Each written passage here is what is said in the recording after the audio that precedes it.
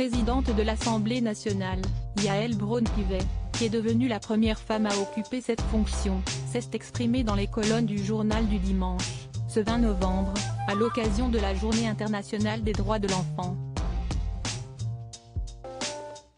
Elle a révélé que sa mère a été une enfant battue par son beau-père. Elle m'a souvent raconté que, lorsqu'elle était jeune adolescente et qu'elle se sauvait pour trouver du secours au commissariat, les policiers la reconduisaient systématiquement à la maison. Alors qu'elle manifestait ce courage d'aller chercher de l'aide, a expliqué Yaël Braun-Pivet. Et d'ajouter, à l'époque dans les années 1960, il n'y avait aucune prise en compte de sa parole d'enfant.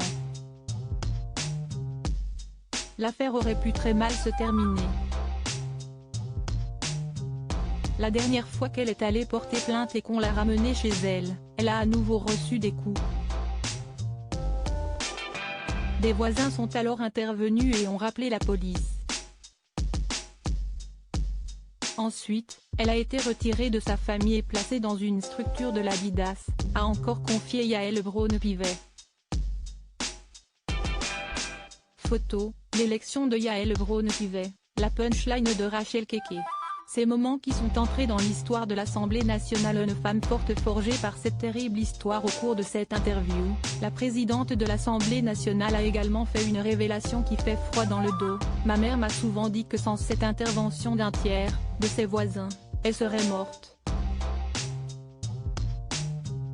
Si est-ce cette terrible histoire qui a forgé Yaël Braun-Pivet en tant que femme et femme politique et qui lui a donné la force, la persévérance et la conviction qu'il faut tracer sa route et que celle-ci ne dépend que de soi-même. Elle met donc un point d'honneur à ce que justice soit faite. La femme qu'elle est devenue rend sa mère très fière d'elle. Article écrit avec la collaboration de 6 médias. Crédit photo, JB Autissier panoramique Best Image.